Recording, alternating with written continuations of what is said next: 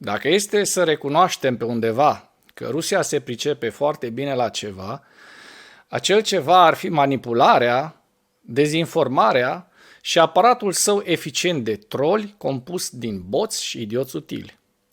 Nu mai poate omul posta o opinie că este și asaltat de roiuri întregi de boți și idioți utili ai Kremlinului, care reușesc să treacă de filtrele de obscenități și să inventeze cuvinte noi, deturnând mesajul inițial.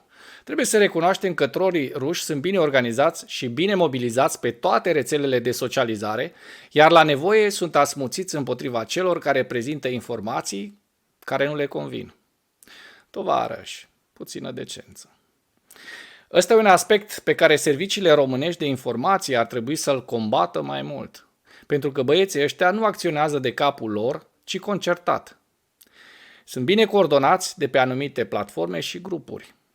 Asta e doar o sugestie. Sunt deja prea mulți și otrăvesc prea mult mediul online cu injurii, manipulări și retorică putinistă. E un adevărat haos creat de aceștia, mai ales pe Facebook. Dar nu despre boții și idioții utili ai Kremlinului vreau să vă vorbesc astăzi. Mai multe pe subiectul acesta găsiți în linkul de mai sus. Astăzi, toți putineii, boții sau idioții utili proclamă la unison: cea mai mare bătălie a secolului 21 s-a încheiat. După 9 luni, Rusia a luat Bahmutul. Armata ucraineană, susținută de întreg NATO, a pierdut. Păi ia să vedem despre ce victorie în cea mai mare bătălie a secolului 21 vorbiți, propagandiștilor. De victoria lui Prigojin la pachet cu retragerea anunțată peste câteva zile? Ieri pe la amiază, Prigojin a anunțat triumfalist că a cucerit Bahmutul, pe care îl caracteriza un abator după 9 luni de zile de lupte groaznice, mai precis 224 de zile. Dar, surpriză, Prigojin anunță că va preda armatei ruse bijuteria pe care a cucerit-o atât de greu, cu prețul a mai bine de jumătate din Wagner, pe data de 25 mai, în mai puțin de 4 zile. Cine mai renunță așa de ușor la o cucerire atât de greu obținută? Nimeni. Păi, de ce face lucrul acesta Prigojin atunci? Să vedem ce se întâmplă de fapt pe flancurile Bahmutului la nord și la sud. Ucrainenii au pătruns adânc, compromițând pozițiile rusești care sunt expuse unei viitoare încercuiri. Iar al doilea motiv pe care eu îl văd este că Wagnerii nu mai au vlagă, pierzând zeci de mii de mercenari pentru o ruină și nici nu mai au muniție pentru a continua ofensiva. De fapt, Prigojin îi numește clar pe cei doi birocrați care le-au băgat Wagnerilor bețe în roate, Șoigu și Gerasimov, care sunt motivul lipsurilor cu care se confruntă gruparea mercenară Wagner. Asta nu e victorie, ci recunoașterea unui eșec. Prigojin anunță retragerea sub pretextul odihnei și antrenamentului, dar de fapt abia așteaptă un pretext să plece de acolo pentru a putea să-și lingă rănile în pace. Să vedem cât vor mai reuși să țină rușii flancurile după data de 25 mai, sau dacă vor exista surprize din partea ucrainenilor până data de 25 mai. Nu de alta, dar ucrainenii au mai livrat surprize neplăcute armatei ruse și o vor mai face în continuare. Ziua 452 a războiului din Ucraina. Potrivit stafului general al armatei ucrainene, pierderile totale înregistrate de armata rusă continuă să crească substanțial de la o zi la alta, așa cum se poate vedea și în partea dreaptă a ecranului, unde găsiți pierderile actualizate pentru ziua de 21 mai 2023. Potrivit stafului, forțele ruse au efectuat o altă serie de lovituri cu drone și rachete în toată Ucraina în noaptea de 20 spre 21 mai, așa cum se poate vedea în partea dreaptă a ecranului. Astăzi, ucrainenii au condus o serie de lovituri HIMARS de mare succes, iar relocarea trupelor ruse către Bahmut creează condiții perfecte pentru lovituri precise. Ținta loviturilor HIMARS a fost Mariupol, Vuhledar, Zaporojie și, bineînțeles, Bahmutul. Consilierul primarului ucrainean al Mariupolului a raportat că 24 de militari au fost uciși și 37 răniți, ca urmare a loviturilor asupra altor facilități, iar rușii au pierdut o mulțime de vehicule de diferite tipuri, de la mașini APC la blindate, deoarece astăzi localnici au observat cum rușii transportau utilajele distruse prin oraș. Ținta cea mai importantă a loviturilor HIMARS a fost Bahmutul, așa cum vă spuneam, dar au mai fost și altele pe lângă Bahmut, Tokmak și Marinka. Lovituri HIMARS au fost înregistrate și în regiunea Donetsk. O instituție de investigație independentă rusă a raportat că lovitura ucraineană HIMARS a distrus până la 10 tancuri lângă Marinka.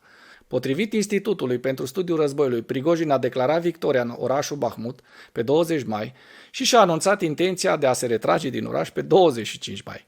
Prigojin a susținut că forțele grupării Wagner au capturat complet orașul Bahmut pe 20 mai, confiscând ultimul bloc de apartamente cu mai multe etaje din sud-vestul Bahmutului, lângă monumentul MiG-17. Prigojin a anunțat că forțele Wagner vor stabili poziții de apărare înainte de a transfera responsabilitatea orașului forțelor convenționale ruse pe 25 mai, iar acesta a declarat efectiv că forțele Wagner vor efectua o pauză operațională de odihnă și restabilirea puterii de luptă în taberele de antrenament pe teren în zonele nespecificate, probabil foarte departe de prima linie a frontului. Oficialii ucraineni au raportat că forțele ucrainene încă luptă într-o mică secțiune din sud-vestul Bahmut. Din 20 mai, ministrul adjunct al apărării ucrainean, Hanna Maliar, a declarat că forțele ucrainene continuă să dețină poziții în apropierea monumentului MiG-17 din 20 mai. Ministrul rus al apărării nu a comentat afirmațiile lui Prigojin. Victoria pretinsă a lui Prigojin asupra zonelor rămase din Bahmut este pur simbolică, chiar dacă este adevărată. Ultimele blocuri urbane din estul Bahmutului, despre care Prigojin a susținut că forțele Wagner le-a capturat, nu sunt semnificative din punct de vedere tactic sau operațional. Captura lor nu oferă forțelor ruse un teren semnificativ din punct de vedere operațional pentru a continua să conducă operațiuni ofensive sau vreo poziție deosebit de puternică din care să se apere împotriva posibilelor contraatacuri ucrainene. Forțele ucrainene continuă să facă presiuni pe flancurile nordice și sudice ale Bahmutului. Sursele ucrainene și ruse au raportat că luptele sunt în desfășurare pe flancurile nordice și sudice, în direcțiile Ivanivske, la 6 km vest de Bahmut, și, bineînțeles, la Bila-Hora, la 12 km de Bahmut. Forțele ucrainene au raportat pe 19 mai că au recucerit aproximativ 4 km pătrați din teritoriul suplimentar în apropierea Bahmutului, iar sursele ruse au susținut că forțele ucrainene continuă să efectueze atacuri localizate în apropierea Klishchiivka, la 6 km sud-vest de Bahmut.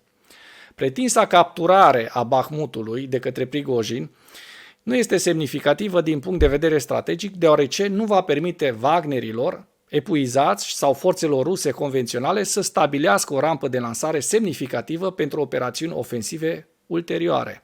Contraatacurile ucrainene aflate în desfășurare la nord, la vest și sud-vest de Bahmut vor complica orice progrese viitoare ale Rusiei dincolo de Bahmut pe termen scurt.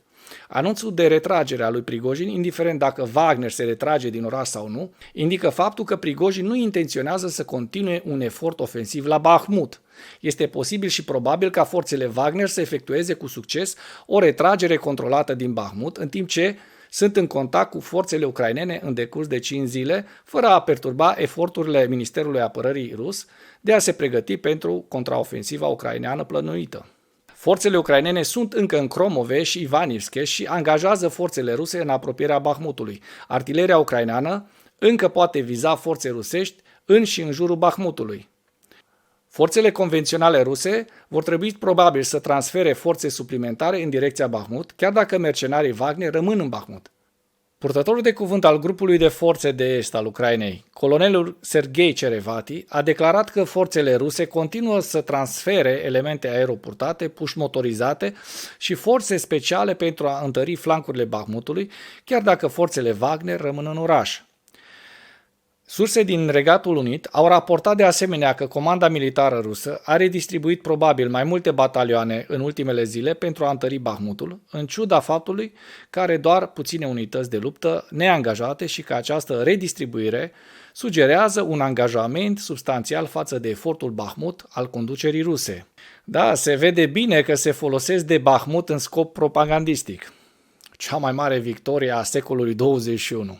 Hai să fim serioși. Pentru mai multe informații, accesați linkurile din comentarii. Mulțumesc pentru vizionare. Dacă vrei să susții acest canal, abonează-te la Animatura.